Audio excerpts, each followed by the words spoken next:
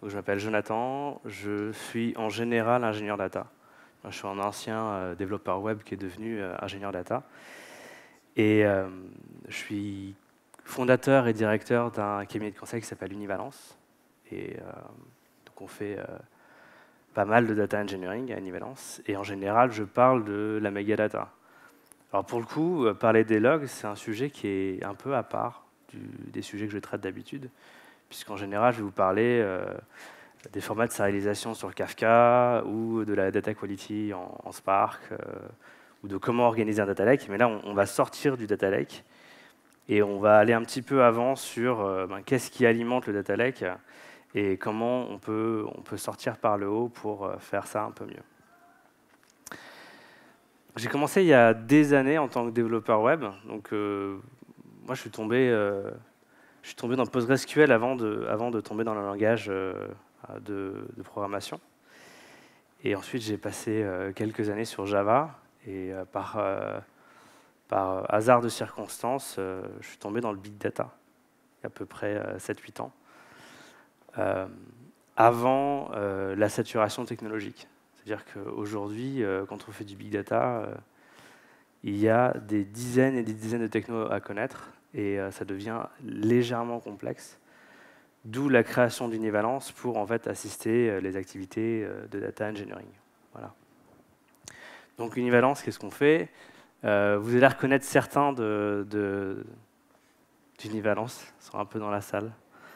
Voilà. Donc on a une équipe qui est passionnée de data engineering.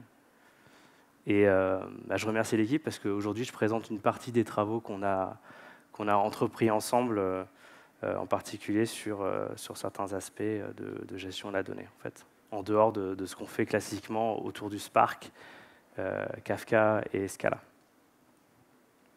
Voilà. Donc l'ingénierie de la donnée. Qu'est-ce que c'est que l'ingénierie de la donnée? Donc, j'imagine que ici, vous êtes principalement des data engineers ou data scientists. Je ne sais pas si vous... Qui se sent data engineer? Plutôt data engineer. Donc, quand même une grosse partie de la salle. Qui serait plutôt data scientist? D'accord. Bon.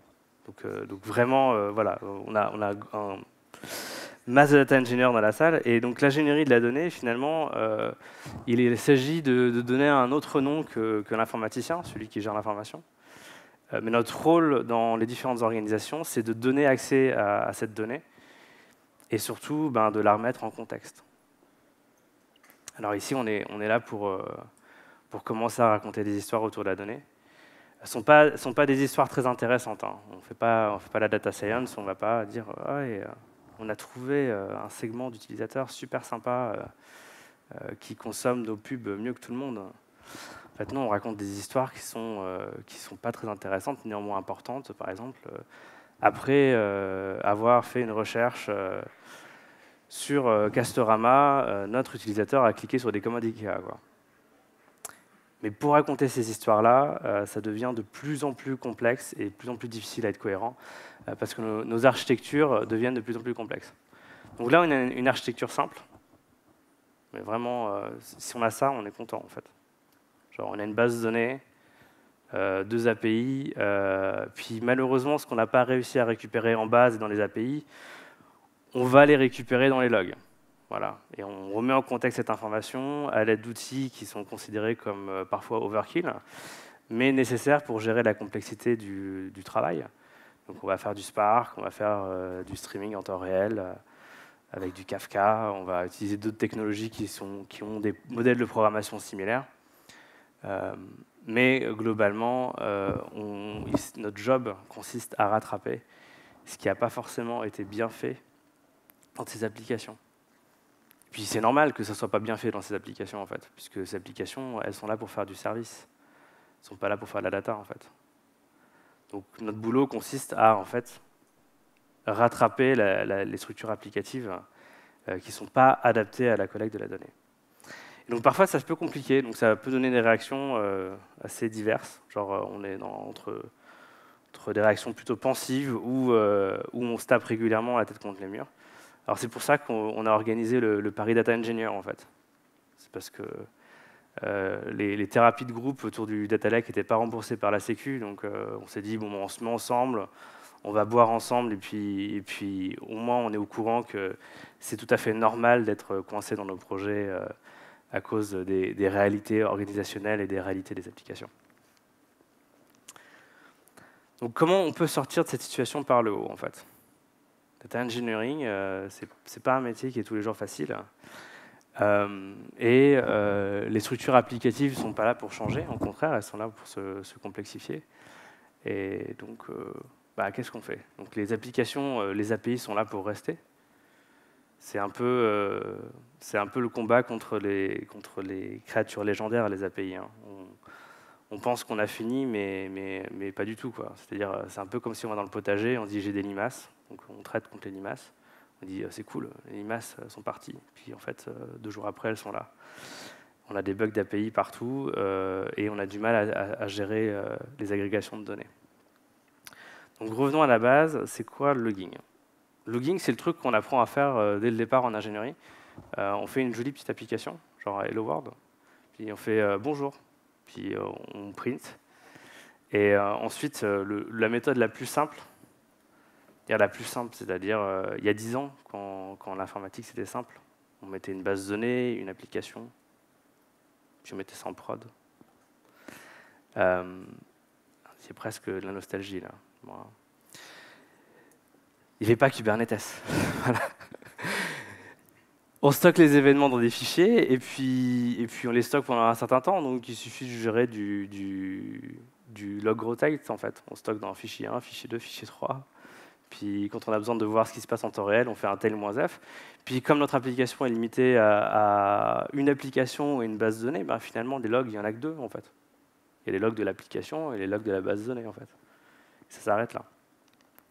Donc si on fait un peu mieux, on met quand même un logger. Hein. Les loggers, ça existe depuis 20 ans, pas particulièrement en Java. Donc on fait ça bien, on veut essayer de préserver les perfs. Donc on va dire, si on est en debug, on va mettre le logger en mode debug. C'est pas très différent du println. C'est juste beaucoup plus propre et surtout, ça permet de gérer la configuration des loggers à l'extérieur. Donc on va pouvoir ajuster au fur et à mesure la pression des logs qu'on veut mettre. Donc si on veut tout mettre en mode debug, parce qu'on ne comprend pas ce qui se passe, on met tout en mode debug. Et d'un coup, on a beaucoup plus d'informations sur ce qui se passe. Donc c'est pas tellement plus dur. Le problème, c'est ce qui devient dur, c'est la réalité du développement moderne. Et le développement moderne est beaucoup plus concurrent qu'avant. Alors c'est simple, c'est que en fait, si on prend l'histoire de l'informatique de 1960 à 2005, il n'y a personne, ou en tout cas presque personne, qui a besoin de faire du multithreading. Genre, il y a les gens des télécoms, quoi. Donc ils ont leur langage, ça s'appelle Erlang. Ils font de l'asynchronisme.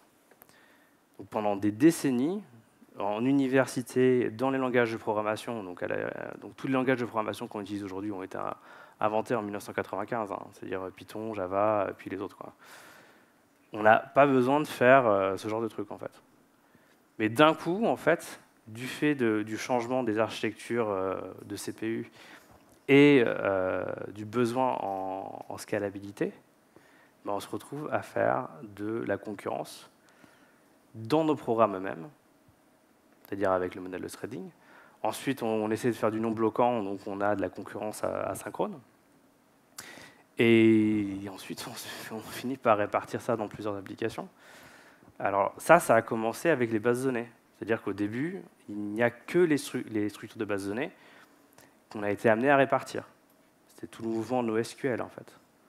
Donc on s'est dit, la pression qu'on met sur nos systèmes de données étant tellement intense qu'on ne peut plus gérer ça sur une seule machine, il y a eu la création d'un coup de plein de bases de NoSQL, et puis le marché s'est stabilisé autour de plusieurs acteurs. On va parler de Cassandra, Mongo, Kafka, si on considère que Kafka est une base de données. Mais au début, c'était que les bases de données. Et ensuite, en fait, c'est passé aux applications. Donc maintenant, nos applications sont elles aussi distribuées. Ce qui fait qu'on a de la complexité au carré, en fait. On a nos systèmes de données de persistance qui étaient super simples, c'est du SQL, on les a distribués. Alors, il paraît qu'ils sont plus disponibles. Et on a nos applications qui deviennent distribuées elles-mêmes. Voilà. Donc, qu'est-ce qui se passe? En fait, on a ce sort de mesh. Donc, on a le service A qui appelle service D, qui appelle service E. Puis, pareil, B appelle D, puis appelle 2. Puis, par chance, si on a bien organisé nos logs, on met tout ça dans Kibana. Puis, on regarde si c'est suffisant pour comprendre la data. Et puis, si on cherche un truc difficile, on peut acheter une switch, un gros ventilateur, un brumisateur et jouer à Dark Souls. Voilà. Parce que c'est méga compliqué. Et donc, on peut, à la rigueur, choisir la difficulté qu'on veut, quoi. Quitte à souffrir, autant souffrir avec panache. Donc, pour aller plus loin que le logging, on va passer au tracing, en fait. Le logging, c'est pas assez, en fait. Pour gérer ce genre de complexité, le logging, en fait, ne tient plus du tout la charge, en fait. Même si on collecte le logging dans des plateformes centralisées, même si on a le meilleur cluster Elasticsearch de la planète, ça ne marche plus, en fait. Parce que, en fait, nos microservices, c'est-à-dire l'application de la complexité des systèmes distribués à nos applications, rend totalement impossible de raconter une histoire de bout en bout. C'est-à-dire qu'on va commencer dans le service A, puis on va appeler le service B, puis E. Puis s'il se passe un truc, on se dit, mais qu'est-ce qui se passe, en fait? Et pourquoi ça se passe comme ça?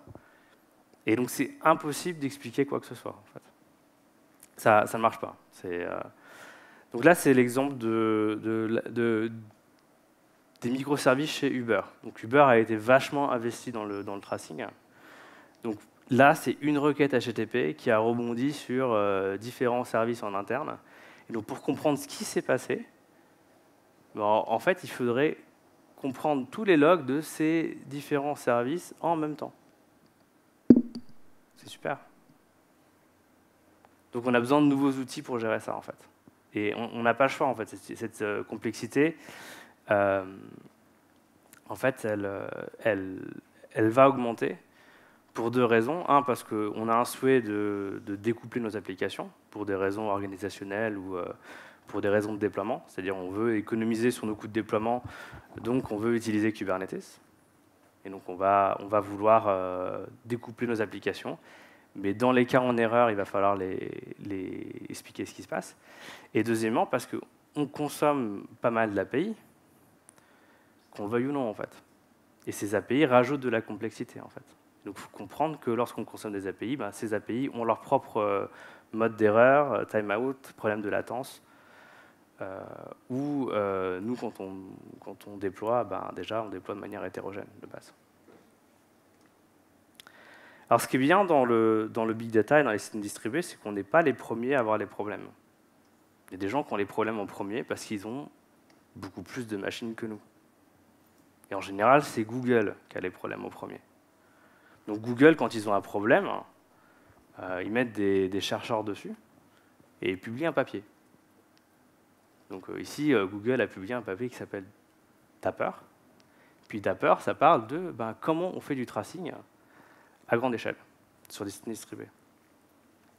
Et ce qui se passe en général quand Google publie un papier, c'est que 2 ans après, il y a une implémentation open source.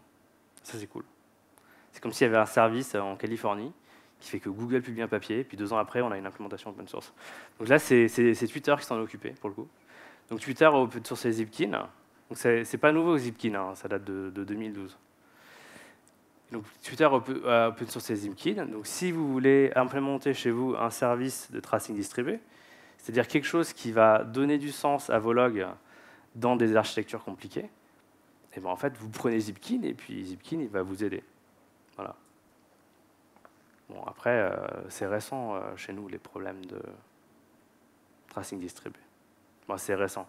C'est pas si récent que ça, puisqu'il y a beaucoup de boîtes qui ont ce genre de problème. Par exemple, des très gros et qui ont créé leur propre stratégie de tracing distribué.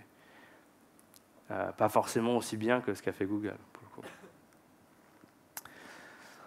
Et donc, ça a duré un temps.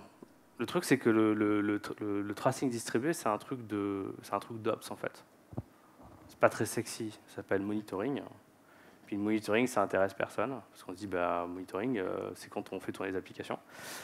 Donc il a déjà fallu un petit peu refaire une marque là-dessus. Donc maintenant, on parle d'observabilité, on ne parle plus de monitoring. Et il y a eu la création d'une initiative qui s'appelle Open Tracing.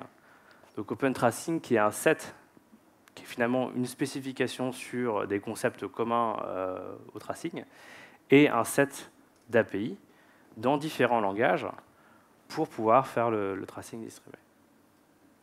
Donc ça commence à prendre forme. Voilà. Ça, c'était il y a 3 ans déjà, et depuis, ça a bougé. Uber a open sourcé Jaeger, Jaeger qui est finalement un peu mieux que Zipkin et qui va avoir beaucoup plus de fonctionnalités. En 2018, il y a eu un truc bizarre qui s'est passé. Donc en janvier 2018, il y a Google qui open source OpenConsensus. Ils disent, bah, nous, on a notre façon de le faire. Voilà. Qui est différente d'Open Tracing. OK. Google qui fait ça. Et finalement, bah, ces gens se parlent. Alors l'avantage, c'est que derrière OpenConsensus, il y a beaucoup plus de force de frappe que derrière Open Tracing, en fait. Donc certes, c'est plus récent. Néanmoins, Google met le paquet. Et récemment, en fait, en 2019, OpenConsensus et Open Tracing ont dit non mais c'est génial, on va merger. Voilà. Donc finalement, l'histoire finit bien. On n'a pas 2 standards de tracing.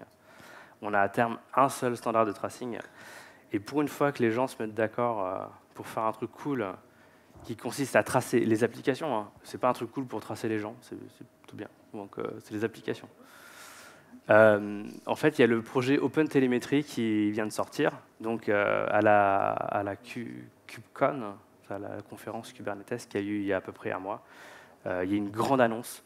Voilà, d'ici la fin de l'année, on remet tout au carré. Pendant 2 ans, on supporte encore les API d'OpenConsensus et d'Open Tracing.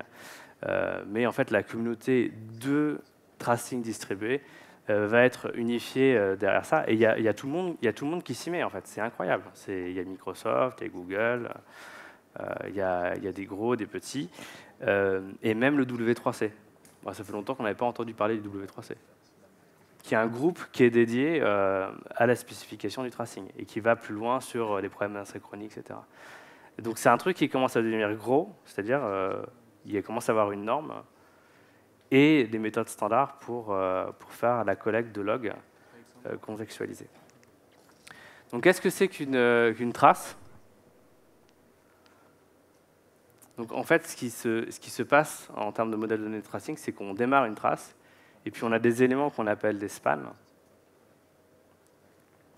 En fait, les spans sont des éléments de calcul. Donc, par exemple, quand on commence à répondre à une requête HTTP. Et on peut avoir des sous-spans. Donc c'est un peu comme si, par exemple, on faisait de l'athlétisme. Donc on va faire des tours de terrain. Puis à chaque fois qu'on fait un tour de terrain, on démarre un span. Puis après, si notre exercice, c'était 10 tours de terrain. Donc on aura notre exercice en entier qui contient 10 spans, et les spans se suivent les uns entre eux. Et dès qu'on appelle un service externe, en fait, on va démarrer des spans. Donc on a une structure d'arbre qui permet de collecter les logs, de les attacher. Et ce qui fait qu'au lieu d'avoir des événements indépendants, dont on va extraire des métriques ou des attributs, on va avoir une structure structurée qui va passer le contexte et on va accumuler ça dans une base de données. Donc en fait, la base de données va nous permettre de rationaliser les logs. Donc sur un service, ça donne ça. C'est-à-dire qu'on a le service qui démarre. Voilà. Par exemple, on répond à une requête HTTP. Ensuite, on fait appel à un autre service. Par exemple, ça peut être un service en interne dans l'application ou en externe. Et on va pouvoir avoir énormément d'informations sur ce qui se passe et de manière relativement efficace. Alors déjà, ce modèle-là est très efficace, puisque le contexte qui est passé pour participer en fait, est extrêmement simple. Donc finalement, c'est facile de spécifier Open Tracing. Pourquoi? Parce que pour pouvoir participer à cette histoire de tracing distribué, il faut passer les informations de causalité. Et la causalité minimale, c'est ces trois informations-là, c'est-à-dire le trace ID, c'est-à-dire que le premier qui veut démarrer une chaîne de tracing, il choisit un trace ID, donc idéalement sur 16 bits. Hein. Quand on veut faire un truc unique, un UID ou autre, on va prendre 16 bits. On prend un trace ID, ça on va le passer à chaque fois qu'on va passer de service en service, et puis on va avoir une relation parent-enfant avec la notion de span ID et parent de span ID. Et avec ces trois ID, en fait, la structure de causalité est suffisante et constituée à travers les services. Et même s'il y a un service qui est un peu en dessous, bah, il suffit qu'il fasse passe-plat sur ces éléments-là pour que le service d'après puisse se rattraper et participer au mécanisme de tracing. Donc c'est extrêmement efficace, en fait. C'est malin. Alors souvent, ce qui se passe, en fait, ce qu'on implémente à la main dans l'industrie, c'est on a la notion de request ID, en fait. Donc on passe le request ID de service en service, mais on n'a aucune notion de quelle partie de la requête on a répondu. Et en fait, est-ce que on a appelé, pourquoi on a appelé 10 fois ce service-là, comment les appels sont corrélés entre eux, en fait. On a un gros paquet de logs qui est dans le scope de la requête, mais c'est pas assez. Donc ça, c'est malin, parce que ça coûte rien, en fait, de remettre les logs ensemble. Donc une fois qu'on a le trace ID, on fait un échange sur le réseau pour mettre tout ce qui a le même trace ID ensemble, et donc on a tous les logs de différents services qui vont se retrouver au même endroit, et donc ils vont pouvoir être analysés, et on va pouvoir comprendre la structure de notre application. Donc ça, c'est cool. Ça veut dire qu'on a des meilleurs logs. Et en tant que data engineer, si on a des meilleurs logs, et ben en fait, on peut recomposer nos histoires qui sont certes pas intéressantes, mais qui ont beaucoup plus de cohérence qu'avant. Donc les différences clés entre le logging et le tracing, le logging est sans état, on émet les logs. Alors, en général, les logs sont indépendants.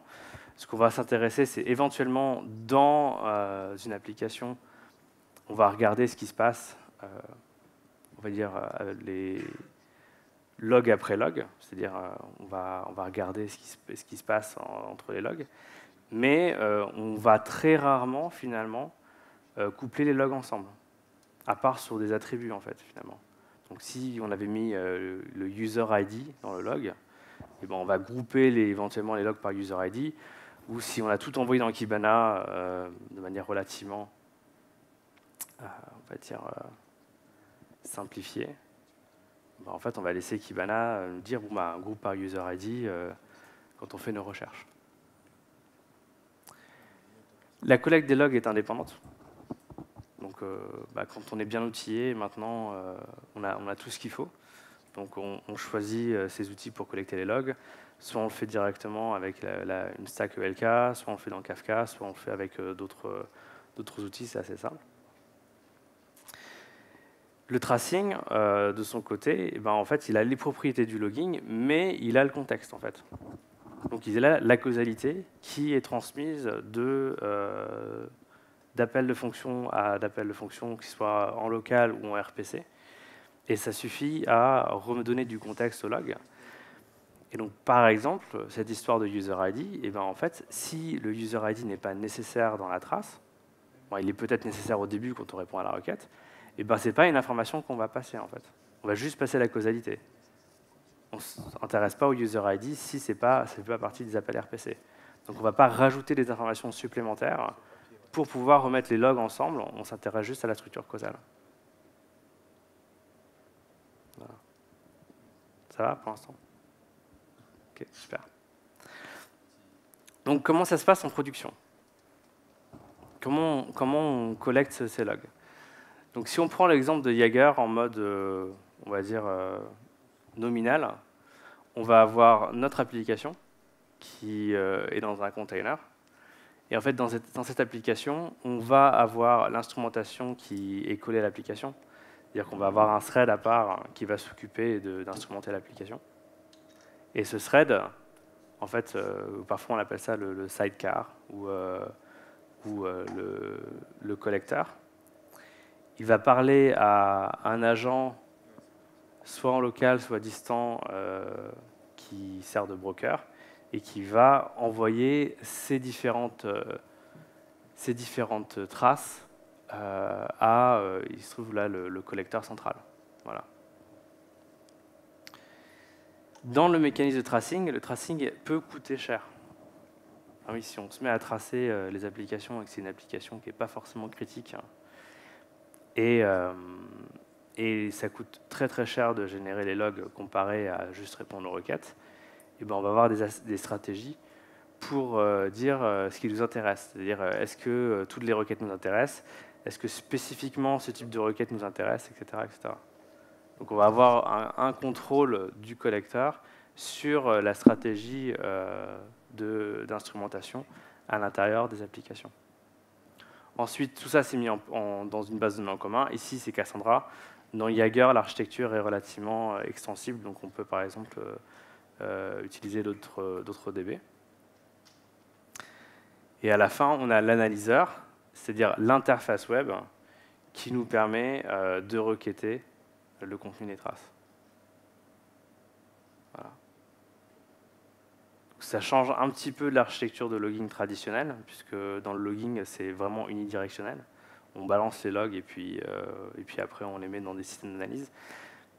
Ici, dans le tracing, du fait du coût du tracing et des optimisations qui peuvent être apportées, on a du control frame qui passe du système de tracing centralisé aux différentes instrumentations. Donc, si on prend l'exemple avec Kafka, c'est un petit peu différent, mais pas très différent. En fait, les logs vont directement dans Kafka et ensuite sont agrégés via différents mécanismes en base de données. L'interface graphique est la même en fait, puisque c'est la base de données qui sert les logs et qui permet à Jaeger de pouvoir nous permettre de faire des requêtes. Par exemple, on veut les traces qui concernent telle machine, tel type d'host, etc. Donc à quoi ça ressemble en termes d'interface graphique? Donc quand vous arrivez dans Jaeger, vous avez une API de recherche. Donc il y a deux types de recherche. Il y a la recherche par trace ID. Donc vous voulez savoir ce qui se passe sur spécifiquement cette trace. Donc ça c'est bien parce que vous pouvez analyser genre telle trace. Genre, vous voyez qu'il s'est passé quelque chose de tout à fait anormal là-dessus. Vous allez rentrer directement dans la trace. Puis sinon vous avez une API pour chercher les traces. Donc les traces sont groupées par service. Donc vous avez vos microservices en chaîne. Et ensuite, vous les cherchez avec différents critères de recherche. Par exemple, je veux des traces qui ont duré plus de tant de secondes ou qui sont passées de temps à temps, qui ont tel tag. Donc on peut avoir un mécanisme de requêtage des tags. Les tags, c'est quelque chose qui est mis dans l'API d'OpenTracing. Donc en fait, on peut dire, tiens, là on est en train de faire tel type de validation métier ou autre, on va mettre les tags en correspondant. Donc ici, on a une trace complète. Donc service C, où on a un insert MySQL qui contient 62 spans. Et donc sur le service C, on a les appels au service B, service C, service D, service E, service F. Et ça, ce sont des microservices qui sont fondamentalement différents en fait. Et donc l'unification le système de tracing et le système d'unification des traces permet de rattraper la structure qui se passe. Donc ici, vous avez l'insert au début donc, dans MySQL, puis ensuite vous avez différents appels dans différents services. Donc là, vous avez des appels Mongo sur notre service, etc. Et vous voyez ce qui se passe. Donc ça, c'est top en fait. C'est-à-dire que là, les logs, ils prennent du sens. Et surtout, ils ont beaucoup plus d'informations que simplement on a fait ça. En fait, c'est surtout on a fait ça parce que tel service nous a demandé de faire ça. Et en retour, nous, on a aussi demandé à telle base de données de faire des insertions, etc. Ça paraît relativement compliqué à mettre en place, parce que là, on se dit, mais oui, mais qui a mis en place l'instrumentation sur MongoDB? Ou qui a mis en place l'instrumentation sur MySQL? En fait, ces éléments-là ont été mis en place par la communauté, en fait. Donc quand vous mettez votre application en tracing avec OpenTracing, en fait, vous avez 95% des éléments de tracing qui sont déjà implémentés par la communauté. Vous avez juste à rajouter vos éléments métiers, en fait. Même si vous ne rajoutez rien, vous allez déjà avoir plus d'informations que du logging traditionnel. Voilà. Donc, il y a des usages avancés du tracing. Alors ça, c'est un peu le Graal quand on arrive au niveau au-dessus. Par exemple, on peut utiliser les mécanismes de tracing pour faire des mécanismes de contrôle. Par exemple, on peut faire des tests en prod avec du tracing. Tests en prod, une très bonne idée. En fait, une idée où on n'a pas le choix. Parce que reproduire exactement certaines architectures en dev, pré-prod et prod, ça ne marche pas, en fait. C'est très compliqué. Donc, on veut pouvoir taguer très rapidement du trafic qui serait des requêtes de test ou des requêtes de synthèse. Donc ça, on va pouvoir faire ça et dire, en fonction de ce type de trafic, alors le mécanisme de tel ou tel microservice ne va pas être le même. Donc on va utiliser le mécanisme de tracing comme mécanisme de contrôle entre microservices où il se passe des informations, où ils doivent réagir un petit peu différemment en fonction de la requête qu'ils reçoivent. On peut faire des trucs très marrants. Alors ça, c'est top, surtout en big data, où on nous pose régulièrement la question, oui, comment je peux valoriser ma data? Genre, j'ai envie de facturer ma data entre services. Alors ça se passe dans les grands groupes, en fait. Vous avez une holding, plein de filiales, elles veulent se monétiser la data entre elles, et elles n'arrivent pas forcément à valoriser l'usage. Et bien ça règle ce genre de problème. Donc vous exposez les datas sous forme d'API, puis vous avez des API qui utilisent d'autres API, et puis à la fin, vous êtes capable de dire, le service B a utilisé tant de fois le service E. Parce que vous avez le mécanisme de tracing, donc vous pouvez dire, l'usage dans E, spécifiquement sur les requêtes de B, quand B fait une requête à D, ça fait 5 appels à E. Et en fait, vous allez pouvoir dire, non, mais E, il coûte cher, B, il coûte cher, en fait. Et il utilise beaucoup E, en fait. Ce n'est pas simplement le nombre de requêtes à D qui fait, en fait. Donc vous allez pouvoir comptabiliser l'usage par application.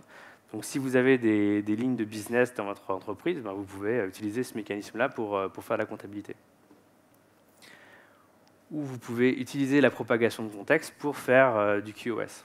Donc ça, c'est les usages avancés. Voilà. Bon, le truc cool, c'est que ça documente aussi le runtime, en fait. Alors ça, c'est un truc, la documentation, c'est très difficile à faire. Et surtout, le mieux, c'est de ne pas la faire. Et d'avoir une documentation qui est toujours à jour, parce qu'elle est intégrée aux différentes formes de code, en fait. Là, on a la documentation du runtime. C'est-à-dire qu'on a dit, dans ce cas-là, quand on démarre ici et qu'on fait tel type de requête, on appelle tel service, en fait. Parce qu'en théorie, finalement, de point de vue macro, on a le service principal qui appelle tous les autres services, mais il n'appelle pas tous les autres services pour toutes les requêtes qu'il gère, en fait.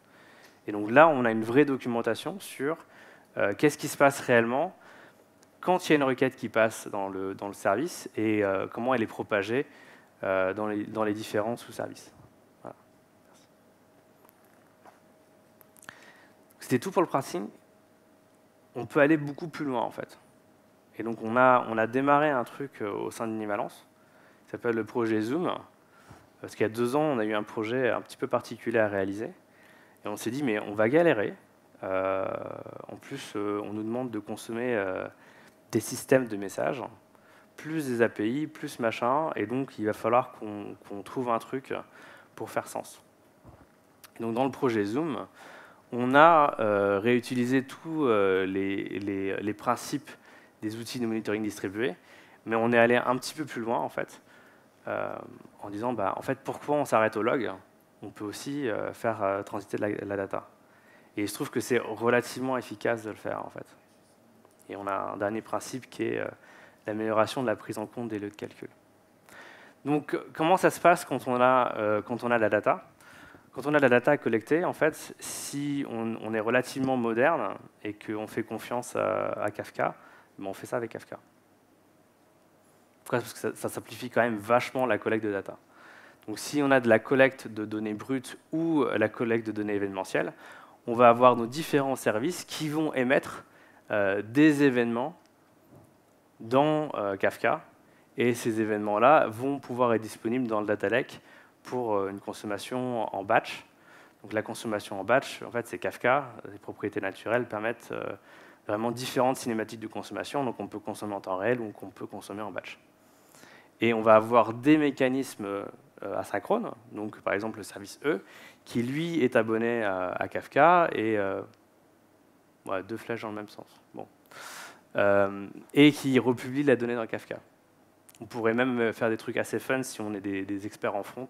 On pourrait avoir des serveurs sent event ici, c'est-à-dire utiliser du WebSocket à partir du bus pour republier les événements. Mais là, on a vraiment 2 canaux particuliers. On a un canal pour les logs, qui est le tracing en fait, et un canal pour la synchronie avec des événements structurés.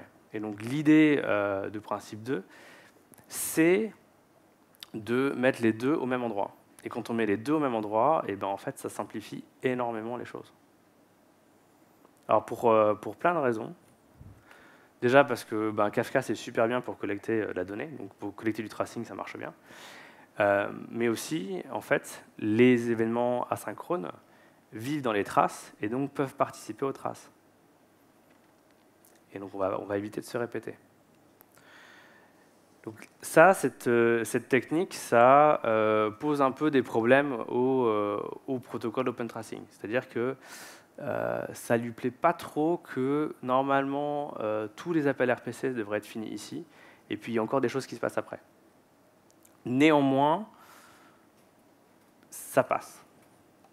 Alors, il y a le groupe W3C qui réfléchit à une norme pour les appels asynchrones, mais en attendant, en passant les informations de tracing et en répondant à nos appels asynchrones comme ça se passe assez bien. Donc, en fait, on participe à la trace en dehors de l'appel RPC. C'est pas mal. C'est-à-dire qu'on est dans le contexte asynchrone, on fait nos événements, et on peut voir ce qui se passe. Alors, ça n'entraîne pas des erreurs sur le côté RPC, sauf si on a une boucle qui reboucle sur le RPC. Mais ça fait le taf. On peut prendre des exemples plus compliqués. Ça, c'est des exemples par ceux qui ont fait Jaeger. Donc, on a des successions d'appels asynchrones. Donc là, pareil, on sort de la trace initiale et on a des sauts via Kafka, en fait. Donc l'avantage de la technique, c'est que quand on met les événements structurés là où on a mis du tracing, qui est en fait du log plus le contexte de causalité, et ben en fait le modèle de données est fortement meilleur. Alors pour ceux qui auraient fait de l'event sourcing c'est cette technique qui consiste à utiliser un log comme primitif de persistance. On a souvent des problématiques de modélisation. On dit mais en fait est-ce que mon événement il est assez gros? Est-ce que j'ai mis assez d'informations pour qu'il soit utile derrière? Est-ce que j'ai répété suffisamment d'informations du contexte? Ici, quand on utilise ce genre de technique, le contexte, c'est la causalité. Et donc, si l'information n'est pas dans l'événement, elle est dans l'événement qui est parent, donc un peu comme dans un scope de programmation. Donc, on a facilement accès à la donnée et on n'est pas obligé de se répéter. Si on a besoin d'y avoir accès, il faut par contre y accéder via l'événement qui est groupé à la suite de l'analyse dans Kafka. Les événements viennent compléter les traces. Alors, on a plus de contexte, en particulier sur les entrées data. Donc, en fait, on a l'événement qui arrive, on répond à l'événement, on sait que l'événement va vivre dans le contexte de la trace. Donc, ça veut dire qu'on ne va pas répéter tout ce qui se passe dans l'événement dans nos logs. Et donc, nos logs deviennent beaucoup plus succincts. Et surtout, ils deviennent beaucoup plus... on peut les compresser beaucoup plus facilement. Donc, par exemple, on ne va pas dire le parsing de l'email machin n'a pas marché. On va dire email invalide. Et ça va s'arrêter là dans les logs. Parce que l'email, il est dans l'événement, en fait. Ou il est dans l'appel RPC, qui est disponible autrement. Donc, on ne va pas se répéter, en fait. Et on va faire des logs qui sont beaucoup plus succincts et qui sont beaucoup plus faciles à prendre en compte parce qu'ils sont dans le contexte de la causalité. Et l'historique est beaucoup plus clair. On a accès gratuitement aux notions d'historique. Donc on a la structure causale qui nous permet de faire sens de l'historique. Et comme on doit raconter des histoires, si on a l'historique, ben c'est beaucoup plus facile. Donc ça marche bien. Ce n'est pas encore dans la norme Open Tracing, on sort un peu de la norme, mais c'est des choses qu'on peut faire dans des pipelines complicated data, c'est-à-dire de coupler l'eventing et le tracing. Le dernier principe qu'on a mis en place, c'est d'identifier beaucoup plus précisément les lieux de calcul. Donc à chaque fois qu'on émet un log, à chaque fois qu'on émet un événement, on veut savoir exactement où ça s'est passé. Et le exactement où ça s'est passé, c'est exactement au commit Git, au fichier de code source, à la ligne dans le code source, où on a émis un événement. Alors ça paraît hyper verbeux, en fait ça ne l'est pas, il y a plein de techniques de compression par dictionnaire. Mais on peut le faire. Et aussi, on souhaite identifier le processus qui calcule. Un processus qui calcule, c'est une application qui a démarré, c'est un bout de JVM, par exemple, donc ça pourrait être du Go. Et donc, elle est dans une machine, on peut identifier le conteneur dans lequel elle est, et si elle a été mal déployée, on peut être au courant de tout ce qui a été généré par cette application. Donc ça va taguer toutes les traces qui sont passées par cette application. Donc les places de calcul, alors pour Scala, on a open sourcé ce truc-là. Parce qu'en Scala, on a des macros. Donc on peut faire des trucs un peu magiques à moindre coût. Donc on a un projet GitHub qui s'appelle Cause Toujours. Donc dans Cause Toujours, en fait, on peut identifier très précisément un call site à la compilation. Donc on n'est pas en train d'analyser la stack trace. Et surtout, on a accès au commit Git, on a accès à différentes informations, ce qui fait que dans la trace, on peut cliquer et paf, on va se retrouver dans le code en fait. Alors ça c'est top, ça c'est ma feature favorite. Bon, si on avait un peu plus de budget, genre 50 000 €, on ferait un truc un peu mieux que ça. Mais néanmoins, ça réduit fortement la barrière à l'entrée. C'est-à-dire qu'on a des systèmes qui sont hyper complexes. Si on peut cliquer sur un log et dire on est dans tel code et c'est tel code qu'il faut maintenir pour faire la différence, ça permet de réduire énormément la barrière à l'entrée. Et on n'est pas obligé d'avoir que des experts qui maintiennent le code sur des systèmes complexes. On a des développeurs qui sont encore juniors ou confirmés ou qui ne connaissent pas le système, ou même des chefs de projet qui peuvent regarder et cliquer et dire là, la règle métier, elle est juste nulle, en fait, dans le code. Et donc, donc d'être précis sur les demandes d'évolution. Donc, il y a un article de François là-dessus qui explique comment Cause Toujours marche et comment vous pouvez l'utiliser sur vos projets. Voilà. Conclusion, pour finir. Je pense que ce qui est bien, c'est qu'il y a un effort commun et qu'on n'a pas affaire à 2 ou 3 spécifications concurrentes sur la télémétrie. Et donc, on n'a pas une balkanisation des différentes applications de tracing. Le tracing, c'est un domaine où il y a énormément d'éditeurs. Il y a Datadog, il y a Dynatrace, il y a énormément d'éditeurs, mais ils arrivent à se mettre d'accord sur un protocole en commun. Et ils disent, en commun, on va faire des choses beaucoup plus fortes. Et puis sur l'analyse, chacun fera ses analyses de son côté. Mais en tout cas, sur la collecte, c'est relativement carré. Et ça, c'est plutôt une bonne nouvelle. C'est intéressant quand l'histoire va dans le bon sens. Ça ne coûte pas forcément très cher à mettre en place. C'est encore une autre technologie à apprendre par rapport à Kubernetes. Mais une fois que c'est en place dans les systèmes, ça donne énormément de possibilités et d'opportunités pour comprendre ce qui se passe dans les différents process et donc les optimiser. Donc il y a même des sciences qui sont dédiées à ça, donc par exemple le process mining, où on peut aussi aller beaucoup plus loin en faisant de la programmation hyper performante avec des traces. Et ça, c'est un sujet qui va être compliqué parce qu'aujourd'hui, toutes les librairies de tracing sont quand même basées sur le modèle de threading classique. Voilà. Il y a des choses encore ouvertes à faire, mais le futur a l'air relativement brillant. C'était tout.